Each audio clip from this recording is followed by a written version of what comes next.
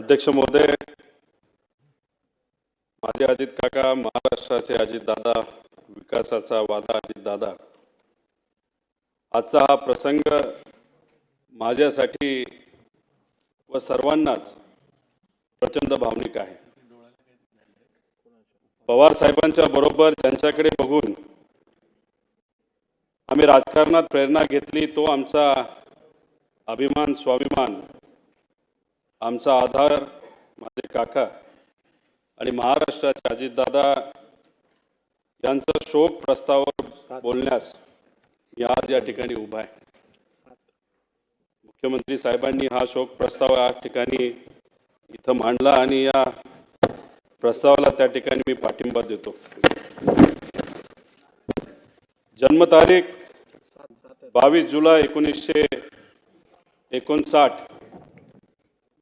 निधनाची तारीख 28 जानेवारी 2026, 66 वर्षे 6 महिने आणि 6 दिवस असा हा त्यांचा आयुष्याचा प्रवास। पायाखालची जमीन सरकणे काय असते ते 28 जानेवारीला आम्ही सर्वांनी तिथं अनुभवलं। अजितदादांचं कार्य समाजकारणाचं असेल, राजकारणाचं असेल, हे 40 वर्षापेक्षा जास्त आहे। माझं वय 40 आहे, म्हणजे माझ्या वयापेक्षा जास्त अनुभव हा अजित काकांचा राजकारणामध्ये त्या ठिकाणी होता। आणि या सगळ्या गोष्टींबद्दल काही मिनिटात बोलणं हे तसं सोपं नाही। कितीही पानं वाचली तरी त्यांचा राजकीय प्रवास, सामाजिक प्रवास, त्यांनी केलेलं कामं, जेवढं बोलेल तेवढं कमी आहे, अशी ही परिस्थिती आहे।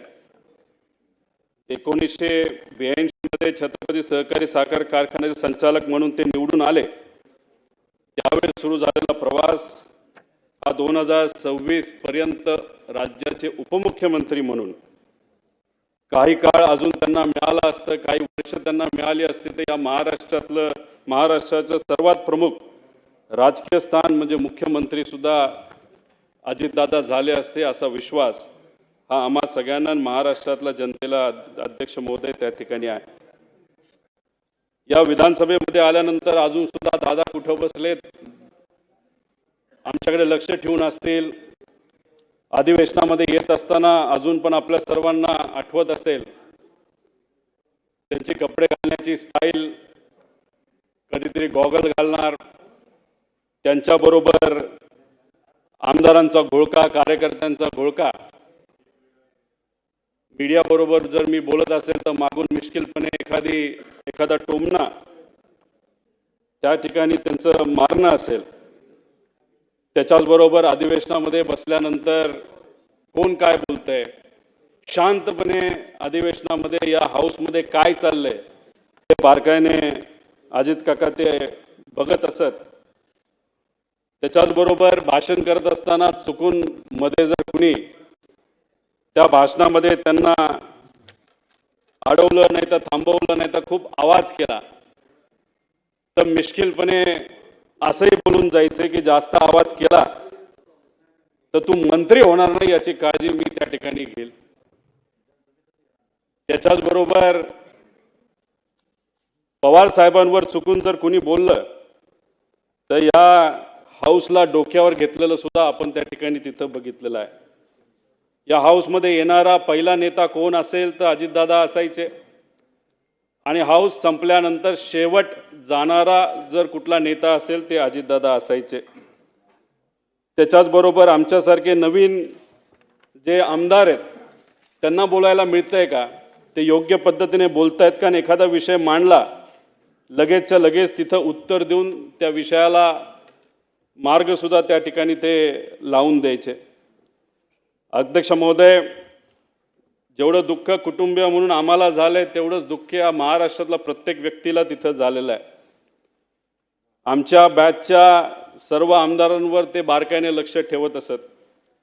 कधी चुकलं, कधी काय चुकीचं घडलं, चांगलं भाषण केलं तर चांगले बोलायचे आणि जर चुकलं तर कहाणी त्या ठिकाणी धरायचे। अध्यक्ष महोदय, खरं तर अजितदादांवर बोलताना म्हणजे काय बोलायचं आणि काय नाही बोलायचं असं झालंय. खरं तर खूप काही इथं बोलू शकतो. अनेक लोकांनी आमदार असताना मंत्री असताना त्यांनी काय कामं केली ही सांगितलं, पण मला असं वाटतं की परिवारातला एक व्यक्ती म्हणून परिवाराच्या दृष्टिकोनातून ते कसे होते हे थोडक्यात सांगण्याचा मी इथं प्रयत्न करतो. अजित काकांचा जन्म हा अहिल्यानगर जिल्ह्यामध्ये राहुरी तालुक्यामध्ये प्रवरा देवळाली मधला. सुट्टीच्या वेळेस मामाकडे जायचे. त्यांना लहानपणी गोट्या खेळायला आवडायचे, पण त्यांचा एक स्वभाव होता, कुठलाही खेळ खेळत असताना जर एखाद्या वेळेस ते हरले, नाही तर आपण हरतोय असं दिसायला लागले, तर काही झालं तरी आपण जिंकायचं. कधी कधी तर असं काही व्हायचं की अख्ख्या कुटुंबाला त्याला तिथं थांबावं लागायचं, कारण का दादांची अशी परिस्थिती असायची की गोट्या माझ्या ज्या काय तिथं मी हरलोय खेळामध्ये, त्या परत एकदा मी जिंकणारच तरच बारामतीला तिथं जायचं. आणि चुकून जर तिथं एखादं भांडण कोणाबरोबर झालं तर दादा चिडायचे आणि मग बाकीचे त्यांना कुठंतरी सांभाळून घेण्याचा प्रयत्न करायचे. पण कधी कधी ते असंही म्हणून जायचं, असं मी ऐकलं माझ्या वडिलांकडनं, की जर मला कुणी मारलं तर मी अजिबात शांत बसणार नाही. त्याचा तोडीस-तोड उत्तर त्यावेळेस लहान असताना ते त्या ठिकाणी द्यायचे. त्याच्याचबरोबर बारामतीला शाळेला जेव्हा ते जायचे तेव्हा नीरा कनाल हा मधून वाहत असायचा. नीरा कनालमध्ये जर पाणी असेल तर त्यांना थोडंसं लांबून जावं लागत होतं. बघा ना, योगायोग लहानपणी जेव्हा त्यांना लांबून जावं लागत होतं तेव्हा ते सारखे चिडायचे की पाणी कोण सोडतंय, पाणी सोडलं तर मला लांबून जावं लागतंय. पण नंतर 15 वर्ष नीरा कनाल ज्या मंत्रालयाचा भाग आहे त्या मंत्रालयाचं मंत्रिपद हे दादांनी त्या ठिकाणी खूप सक्षमपणे बघितलं, आपण सगळ्यांनी बघितलं. माझ्या वडिलांचे आणि त्यांचे फार चांगले संबंध होते. दोघं एकत्र बऱ्याच वेळा तिथं थांबायचे, राहायचे. त्या दोघांना कृषी क्षेत्र खूप आवडायचं. एकदा त्यांना चांगली जर्सी गाई घ्यायची होती. दोघांनी ठरवलं चला बँगलोरला आपण जाऊ. दोघं गेले बँगलोरला. पैसे थोडे घरून घेतले होते.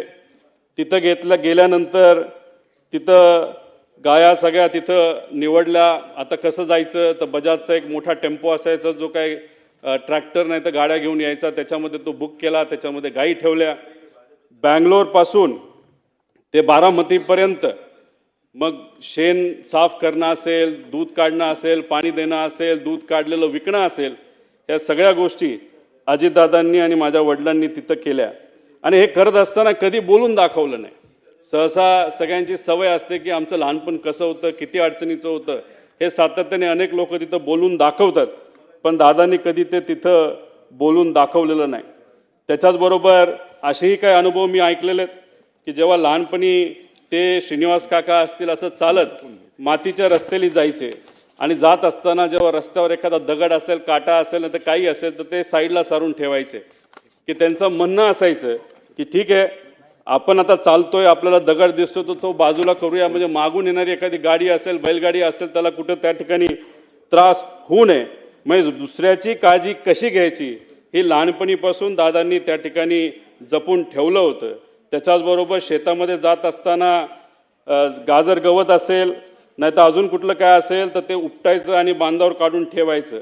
आणि लहानपणी कोल्हापुरात शहाजी महाराजांच्या शाळेमध्ये, राजश्री शाहू महाराजांच्या शाळेमध्ये त्या ठिकाणी गेल्यानंतर पुरोगामी विचाराचा पगडा त्यांच्या मनावर, ध्यानावर आणि विचारांवर त्या ठिकाणी बसला. अध्यक्ष महोदय, फार लहान म्हणजे कदाचित ते 18 ते 20 वर्षाचे असतील तेव्हा वडिलांचा अकाली निधन त्या ठिकाणी झालं. आणि ते झाल्यानंतर शेतीची पूर्णपणे जबाबदारी काकांवर तिथं आली. आणि त्याच्यामध्ये कष्ट कसे करायचे, शेतीत नवीन प्रयोग कसे करायचे हे कुठं ना कुठंतरी सातत्याने ते तिथं समजून घेत होते. त्याच्याचबरोबर अजितदादांच्या वडिलांचं निधन झाल्यानंतर अनंतराव आजोबा हे वारल्यानंतर पवार साहेबांनी दादांची फार मनापासून काळजी घेतली. स्वतःच्या पोटच्या पोरासारखं त्यांना त्या ठिकाणी वाढवलं. आणि दादांनी सुद्धा पवार साहेबांचा आदर हा शेवटपर्यंत त्या ठिकाणी ठेवला. त्याच्याचबरोबर जसे जसे अजितदादा स्वतःला सिद्ध करत गेले तसे तसे पवार साहेबांनी अधिकची जबाबदारी ही दादांवर त्या ठिकाणी टाकली. शेतीमध्ये बोलत असताना शेतीमध्ये नवीन टेक्नॉलॉजी आपल्याला कशी आणता येईल यासाठी अजितदादा नेहमी तिथं प्रयत्न करत. एक तर अनुभव असा आहे की त्या काळामध्ये त्यांनी टमॅटोची शेती केली होती आणि ती शेती केल्यानंतर खूप चांगल्या पद्धतीचं उत्पादन आलं आणि त्यावेळेस 80,000 रुपये एवढे विक्रमी भाव त्यांना तिथं मिळाला होता. आणि त्या बाबतीत पवार साहेबांनी आणि आसपासच्या शेतकऱ्यांनी सुद्धा त्यांचं अभिनंदन तिथं त्या ठिकाणी केलं होतं. अध्यक्ष महोदय, ह्या सगळे अनुभव का सांगतोय, कारण का जेवढं बोलू तेवढं तिथं कमी आहे. शेतकऱ्यांबद्दल अजितदादांना नेहमी आदर असायचा. शेतकऱ्याचा जी एक क्वालिटी असते की काही झालं तरी हार नाही मानायची, हीच क्वालिटी ही अजितदादांमध्ये अध्यक्ष महोदय त्या ठिकाणी होती. अध्यक्ष महोदय, राजकारणामध्ये आल्यानंतर त्यांनी खूप मोठ्या प्रमाणात कामं केलेली आपल्या सगळ्यांना तिथं माहिती आहे. पण राजकारणात येत असताना त्यांचं वय किती होतं तर फक्त 23 वर्षाचं होतं. 1982 मध्ये त्यांनी श्री छत्रपती सहकारी साखर कारखान्या निवडणुकीमध्ये तिथं डायरेक्टर झाले. तिथून त्यांची तिथं सुरुवात झाली.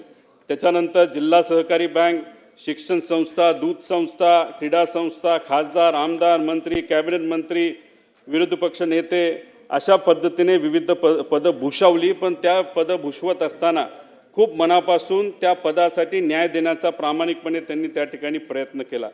कुठेही असं केलं नाही की मला हे पद मिळालं त्या पदाचा वापर फक्त मला झाला पाहिजे. सकाळपासून संध्याकाळपर्यंत लोकांच्या हितासाठी त्यांनी त्या ठिकाणी काम केलं. आणि हे काम करत असताना त्या विभागाचे जे कुठले अधिकारी असतील त्या अधिकाऱ्यांना सुद्धा विश्वासात घेतलं. एखादा चांगला अधिकारी एखादी चांगली गोष्ट सांगत असेल आणि आपण मंत्री आहोत म्हणून त्याचा आवाज बंद करायचा नाही तर त्याला कमी लेखायचं, हे कधी दादांनी तिथं केलेलं नाही. आणि त्यामुळेच अधिकाऱ्यांमध्ये सुद्धा दादांबद्दल फार चांगली भावना ही शेवटपर्यंत त्या ठिकाणी राहिली. अध्यक्ष महोदय, त्या दादांकडे जर आपण पदं बघितली तर अनेक मोठी पदं आहेत. त्या पदामध्ये म्हणजे फारच, पण बऱ्याच लोकांनी त्या विषयावर बोलल्यामुळे मी काही जास्त त्याच्यात बोलत नाही. फक्त एकच सांगतो, अजितदादांबद्दल बोलत असताना बऱ्याच लोकांना काही गैरसमजसुद्धा होते. दादांचा स्वभाव खूप कडक आहे असं लोक म्हणायचे. पण मगाशी जसं उदाहरण दिलं, दादा एका फणसासारखे होते, बाहेरून एकदम कडक पण आतून एकदम गोड, तसा त्यांचा तिथं स्वभाव असायचा. पण काही स्वार्थी व्यक्तिगत विषय घेऊन, बेकायदेशीर विषय घेऊन येणाऱ्या लोकांबद्दल मात्र ते चीड करायचे. पण एखादा सामान्य व्यक्ती त्यांच्याकडे आला तर लगेचच्या लगेच तिथं काम आपल्याला कसं करून घेता येईल याचं प्राधान्य ते नेहमी त्या ठिकाणी देत असायचं. त्याच्याचबरोबर असे काही जण म्हणायचे की त्यांना राजकारण सोडून दुसऱ्या कशातच रस नाही. पण एखादे चांगले चित्र असेल, चांगली कलाकृती असेल तर नक्कीच त्याला त्या ठिकाणी ते वेळ द्यायचे. चांगली गाणी, जुनी गाणी ही गायला ऐकायला त्यांना त्या ठिकाणी आवडायचं. त्याच्याचबरोबर त्यांना पिक्चर बघायला सुद्धा आवडायचं. पण बहुतांश पिक्चर त्यांचे ते आवडकीचे जे होते ते सर्व जुने पिक्चर होते. खरं तर मी मध्ये त्यांना विनंती केली होती की KGF पिक्चर हे तुम्ही बघा, रॉकी भाय. कारण की एका प्रचारामध्ये मी कुठेतरी बोलून गेलो, आजचे रॉकी भाई कोण आहेत राजकारणात, ते तर दादा आहेत. तर दादा म्हणले, हा कसला पिक्चर तू काढला? म्हटलं, दादा जेव्हा प्रचार होईल, आपण पिंपरी चिंचवडमध्ये सत्तेत येऊ, त्यानंतर आपण दोघं एकत्रित बसून तो पिक्चर बघू. पण ते स्वप्न माझं जे कुठलं छोटं असेल ते त्या ठिकाणी काही पूर्ण होऊ शकत नाही. अध्यक्ष महोदय, खरं तर अजितदादांची दुसरी बाजू, जेव्हा केव्हा एखादा कार्यकर्ता अडचणीत येतो तेव्हा ते मनापासून त्या कार्यकर्त्याला मदत करत असेल. आपण एखाद्या पदावर असलो काय नसलो काय, लोक जेव्हा अडचणीत असायची त्या लोकांना सुद्धा तिथं मदत ते सातत्याने त्या ठिकाणी करत होते. 2005 साली मांढरादेवी दुर्घटनेतील चेंगराचेंगरीत सुमारे 300 जणांचा मृत्यू झाला. अजितदादा लगेचच्या लगेच तिथं गेले. जी काय मदत आपल्याला शासनाकडनं, प्रशासनाकडनं आणि व्यक्तिगत करता येईल ती मदत तिथे असणाऱ्या लोकांना व त्यांच्या नातेवाईकांना तिथं केली. अध्यक्ष महोदय, पक्ष संघटना बांधणीमध्ये सुद्धा त्यांचं खूप मनापासूनचं लक्ष तिथं असायचं. कार्यकर्त्याला काय लागतं, कसं लागतं, त्यांना मदत कशी आपल्याला करता येईल. त्याच्याचबरोबर तरुणांना राजकारणाकडे आकर्षित करणं हे काय सहसा सगळ्यांना जमतं असं नाही. पण दादांच्या अवतीभोवती हे युवा कार्यकर्ते सातत्याने असायचे. अनेक युवा कार्यकर्त्यांना त्यांनी राजकारणामध्ये संधी दिली, आमदार बनवलं. आमदार झाल्यानंतर त्यांना मंत्री बनवलं. त्यामुळे नवीन कार्यकर्त्याला ताकद देणं हे दादांना खूप मनापासून त्या ठिकाणी माहीत होतं आणि त्यांची ती आवड असायची. निवडणूक कशी लढवावी, कुणाला उमेदवारी द्यावी, कुणाच्या बंडखोरीला छुपा आशीर्वाद द्यावा, सत्तेची मोठ कशी बांधावी, सत्ता कशी मिळवावी, सत्ता कशी टिकवावी आणि सत्ता कशी गाजवावी, हे अजितदादांकडनं आपण सर्वजण शिकू शकतो.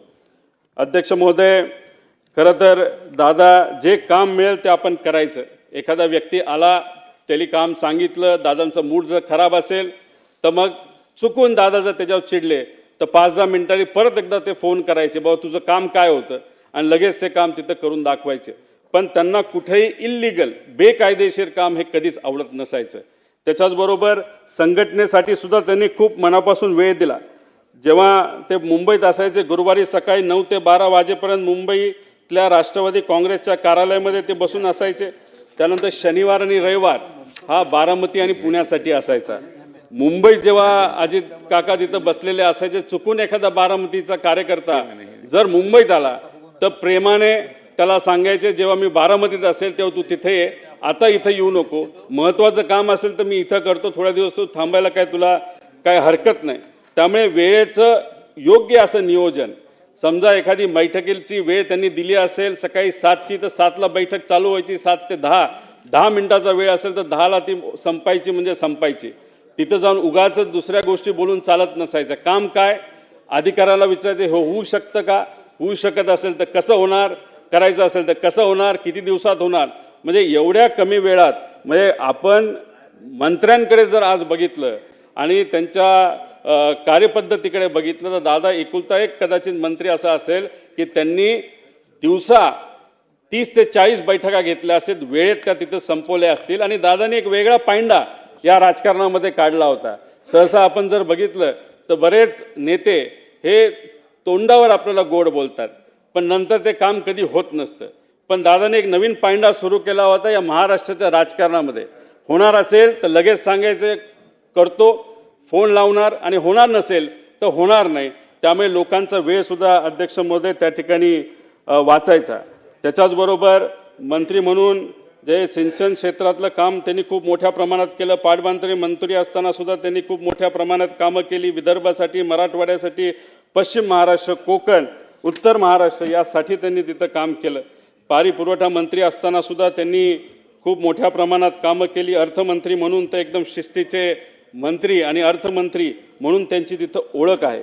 11 वेळा त्यांनी बजेट तिथं सादर केलं आणि ते करत असताना काटकसरीने आपल्याला राज्याची तिजोरी ही कशा पद्धतीने त्या ठिकाणी त्याचं नियोजन करता येईल हे दादांनी आपल्या सर्वांना दाखवून दिलं. कोरोना काळामध्ये आर्थिक अडचण असताना सुद्धा योग्य असं नियोजन करून या महाराष्ट्राचं जे आर्थिक घडी आहे ती त्या ठिकाणी बसवलेली आपण सर्वांनी तिथं बघितली. जिल्हा नियोजन समितीला भरघोस निधी दिला. आमदार निधीमध्ये मोठ्या प्रमाणात वाढ केली आणि ह्या सर्व गोष्टींमुळे या महाराष्ट्राच्या विकासासाठी खूप मोठ्या प्रमाणात मदत त्या ठिकाणी झाली. त्याच्याचबरोबर ऊर्जा मंत्री असताना सुद्धा त्यांनी अशी कधी परिस्थिती आणली नाही की आपल्याला ट्रान्सफॉर्मर पाहिजे, आपल्याला त्या ठिकाणी DP पाहिजे आणि DP तो MSEBकडे नाही आहे. तिथं एवढं पैशाचं नियोजन चांगल्या पद्धतीने केल्यामुळे कोणालाही कुठल्याही शेतकऱ्याला त्या ठिकाणी अडचण झाली नाही. त्याच्याचबरोबर महावितरण, महापरेषण आणि महाजेनको या तिन्ही कंपन्या आर्थिक दृष्टिकोनातून सबलीकरणाकडे दादांनी त्या ठिकाणी नेला. क्रीडा क्षेत्रात तर त्यांचं काम मोठंच आहे. पण मला फक्त एक गोष्ट या ठिकाणी सांगायची की दादांबरोबर असताना जेव्हा दादांवर बिनाबुडाचे त्या ठिकाणी काही गोष्टी बोलल्या जायचे तेव्हा दादांना खूप मोठ्या प्रमाणात वाईट वाटायचं. जनतेच्या विकासाचं राजकारण करत असताना दादांवर नको नको ते आरोप झाले. ज्या दादांनी आयुष्यभर स्वच्छतेचा आग्रह धरला त्यांच्या अंगावर आरोपाचे डाग उडवले गेले. त्यावेळी दादा किती अस्वस्थ व्हायचे हे आम्हा सगळ्यांना त्या ठिकाणी माहिती. विशेष म्हणजे यातील एकही आरोप या मंडळींना सिद्ध करता आला नाही. उलट ज्यांनी त्यांच्यावर आरोप केले त्यांनीच नंतरच्या काळामध्ये त्यांची प्रशंसा केलेली आपण सर्वांनी बघितली. मी खरं तर विनंती करतो की आज दादा आपल्यामध्ये नाही आहेत. जे आरोप झाले ते कधी सिद्ध झाले नाही. ते आरोपच होते, नाही तर राजकीय कदाचित भाषणं असू शकतात. आणि मग अशा पद्धतीने जर आरोप त्यावेळेस केले असतील तर आज दादा जर आपल्यात नसतील तर ते आरोप आणि ते डाग आज जर आपल्याला पुसता आले तर त्यासाठी प्रयत्न झाले पाहिजे. त्याच्याचबरोबर देवेंद्र फडणवीस साहेब हे दादांचे जिवलग मित्र म्हणून ओळखले जातात. त्यांना मी विनंती करतो की हे जे खोटे सगळे आरोप आहेत एका गठोड्यात तिथं भरून या समुद्रामध्ये जर टाकून दिले तर मग मला असं वाटतं की त्यांना ती आदरांजली, खऱ्या अर्थाने आदरांजली असं आपल्याला कुठेतरी म्हणावं लागेल. अध्यक्ष महोदय, बाकी संस्थेमध्ये पण त्यांचं कार्य खूप मोठं होतं. काकांनी PDCC बँक असो, विद्या प्रतिष्ठान असो, VSI, PDEA अशा इतर संस्थांमध्ये सुद्धा खूप चांगल्या पद्धतीने काम केलं. PDCC बँकेचं नाव हे अख्ख्या भारतामध्ये फार आदराने कोऑपरेटिव्ह सेक्टरमध्ये तिथं घेतलं जातं. अजितदादा आणि बारामतीचं नातं फारच वेगळं आहे. दादा बारामतीवर खूप मनापासून प्रेम करायचे आणि बारामतीकर दादांवर खूप मनापासून प्रेम करायचे. तिथं गेल्यानंतर कुठलाही विषय असेल तर दादा लगेचच्या लगेच तिथं लोकांचा सोडवायचे. झाडाकडे जेवढं लक्ष असायचं तेव्हा झाडाच्या फांद्यांकडे सुद्धा लक्ष असायचं.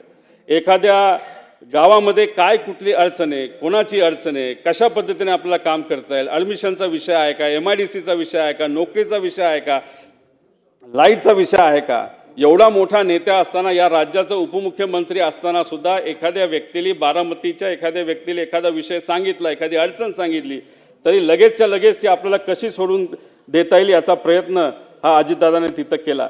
बारामती पॅटर्न काय असतं हे पवार साहेबांच्या विजनली अजितदादांनी त्या ठिकाणी सगळ्यांना दाखवून दिलं. विरोधक सुद्धा बोलत असताना भाषणात सांगतात की आम्ही या भागामध्ये बारामती करून दाखवतो. असा एक पॅटर्न हा अजितदादांनी अख्ख्या महाराष्ट्राला सोडा अख्ख्या देशाला तिथं त्या ठिकाणी करून दाखवला. तसंच काहीतरी पिंपरी चिंचवडमध्ये सुद्धा विकासाच्या माध्यमातून तिथं चांगल्या गोष्टी केलेल्या आपण सर्वांनी तिथं बघितल्या. अध्यक्ष महोदय, किती कमिटेड होते दादा काका हे मी तुम्हाला एका उदाहरणाच्या माध्यमातून तुम्हाला सांगतो. पुणे जिल्हाधिकारी कार्यालयाचं उद्घाटन 2014 मध्ये झालं. ही बिल्डिंग कुणी मान्य केली होती तर दादांनी त्याची मान्यता दिली होती. डिझाईन त्यांनी बघितलं होतं. तिथं कॉन्ट्रॅक्टर जो काही कॉम्पिटिटिव्ह बिडिंगच्या माध्यमातून आला होता, त्यानंतर आर्किटेक्टपासून सगळ्या गोष्टी दादांनी बघितल्या होत्या. फक्त 2014ला सत्ता बदलली आणि त्या बिल्डिंगच्या उद्घाटनासाठी दादांना बोलवलं गेलं नाही. पण तरीसुद्धा बिल्डिंगचं उद्घाटन होणार आहे, CM आणि इतर नेत्यांच्या माध्यमातून होणार आहे. दादा आदल्या दिवशी रात्री गेले, अधिकाऱ्यांना बोलवलं, आर्किटेक्टला बोलवलं, कॉन्ट्रॅक्टरला बोलवलं. कुठं काय चुकीचं आहे का, कुठं काय साफसफाई राहिली का, ह्या सगळ्या गोष्टी त्यांनी बघितल्या. एवढी कमिटमेंट ही अजित काकांची, अजितदादांची तिथं आपण सर्वांनी या महाराष्ट्राच्या राजकारणामध्ये तिथं बघितली. अध्यक्ष महोदय, 2 मिनटं फक्त राहिले. मी आणि अजितदादा मी फार आमचं जवळचं नातं होतं. माझ्या जीवनामध्ये मला जिल्हा परिषदेचं म्हणजे राजकारणातलं पहिलं तिकीट जर कुणी दिलं असेल तर ते अजित काकांनी दिलं. आमदारकीचं तिकीट जर कुणी दिलं असेल तर ते माझ्या काकांनी तिथं मला दिलं. आमच्या परिवारामध्ये आमचे जे काका असतात ते पुतण्याचं लग्न तिथे ठरवतात. पवार साहेबांनी काकांचं ठरवलं आणि माझ्या काकांनी माझं तिथं ठरवलं. आणि ती गोष्ट कधी मी आयुष्यात विसरणार नाही. माझे होणारे सासरे त्यांना भेटायला गेले होते आणि त्यांनी विचारलं होतं, माझी मुलगी रोहितला मी देणार आहे, त्याबद्दल तुमचं काय मत आहे.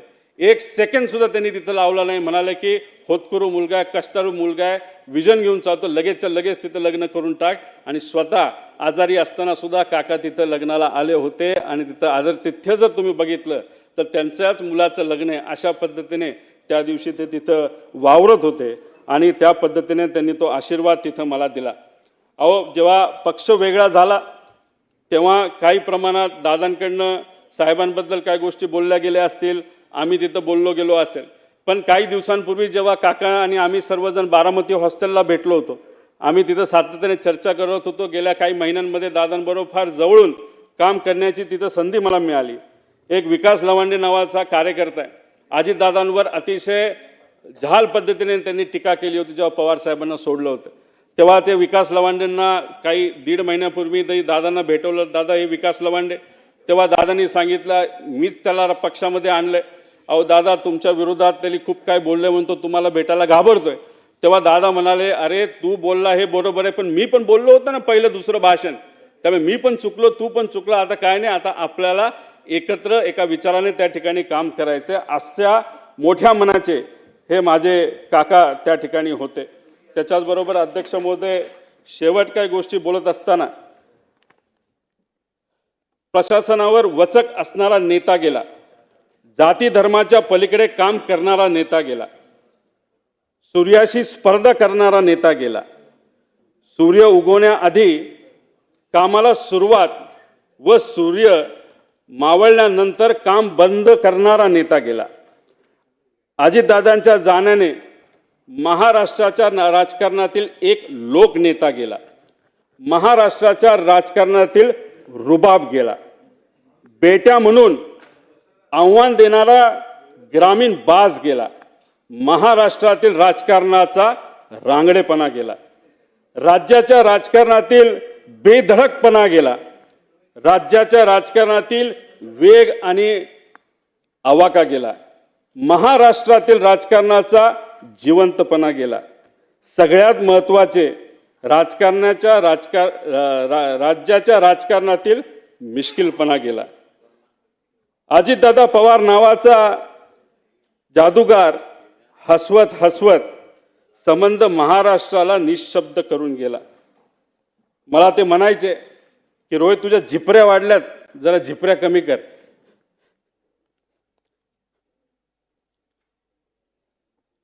त्या दिवशी एक आदरांजली म्हणून तिथं मी माझे केस कापले. ते मला म्हणायचे, तू जरा शारीरिक वजन वाढले, तू जरा शारीरिक वजन कमी कर, पण राजकीय वजन वाढव. मी नुसतं म्हणायचो हो करतो, पण मी त्यांना शब्द देतो की माझी हेअरस्टाईल मी अशीच ठेवेल, शारीरिक वजन कमी करेल, राजकीय वाढवेल, पण एक गोष्ट मात्र खरी. ते मला म्हणायचे वरचं बटन वरपर्यंत लावत जा, पण काकांना एक सांगायचं, 40-50 वर्षानंतर मी जेव्हा तुम्हाला भेटेल तोपर्यंत मी बटन असंच उघडं ठेवणार, त्यावेळेस मात्र तुम्हाला भेटल्यानंतर हे बटन मी त्या ठिकाणी लावेल, कारण शेवटी हे बटन असं ठेवल्यानंतर तुमची आठवण त्या ठिकाणी मला नक्कीच त्या ठिकाणी येईल. पण एक गोष्ट अजून आहे, 40-50 वर्षांनी जेव्हा अजित काकांची माझी भेट होईल तेव्हा हा माझा लढा जो मी आत्ता त्या ठिकाणी लढत आहे आणि अख्खा महाराष्ट्र त्या ठिकाणी लढत आहे, तेव्हा अजित काकांसमोर ताट मानेले मी तिथं उभा राहील. आणि नक्कीच माझे काका माझ्या पाठीवर हात ठेवून म्हणतील लढलास बरं का. आणि या गोष्टी ऐकण्यासाठीच हा जो छोटासा लढा पण महत्त्वाचा लढा त्या ठिकाणी मी व सर्वांनी तिथं हातात घेतलाय, तो पूर्ण केल्याशिवाय राहणार नाही. आणि दादांच्या अपघातात जो कोणी जबाबदार असेल, जो कोणी दोषी असेल, त्याला तुरुंगात टाकल्याशिवाय आणि शिक्षा दिल्याशिवाय आम्ही तर त्या ठिकाणी शांत बसणार नाही. तो कितीही मोठा असला आणि कुणी काय असलं तरी आम्ही घाबरणार नाही. त्याच्याचबरोबर मला काकींना या ठिकाणी सांगायचं, काकी तुमच्या राजकीय पुढच्या प्रवासामध्ये या छोट्या कार्यकर्त्यांचं तुमच्या या पुतण्याचं जिथं कुठं तुम्हाला मदत लागेल ती मदत करण्यासाठी मी सदैव त्या ठिकाणी तयार असेल. एवढंच या ठिकाणी सांगतो, जेवढं बोलेल तेवढं कमी आहे. पण आमच्या या काकांच्या विचारावर, काकांच्या स्टाईलनी मी नक्कीच येणाऱ्या काळामध्ये लोकांच्या हितासाठी, महाराष्ट्राच्या हितासाठी त्या ठिकाणी काम करत राहील. धन्यवाद. रामकृष्ण. बाळ, फ्रीजमधून श्रीखंड काढ ना. आम्ही पूर्वी घरीच बनवायचो श्रीखंड, त्याची चवच वेगळी होती. आता काय सगळं रेडीमेड. आजी, हे श्रीखंड खाऊन बघ. आज तुझ्या आईनं घरीच बनवलं की काय? हे आहे गोकुळचं श्रीखंड. अगदी जिभेवर रेंगाळणार. जिभेवरच नाही तर मनावरही रेंगाळणार. गोकुळ श्रीखंड, मनावर रेंगाळणार. ताज्या घडामोडी पाहण्यासाठी माझा महाराष्ट्र न्यूजला आजच सबस्क्राईब करा.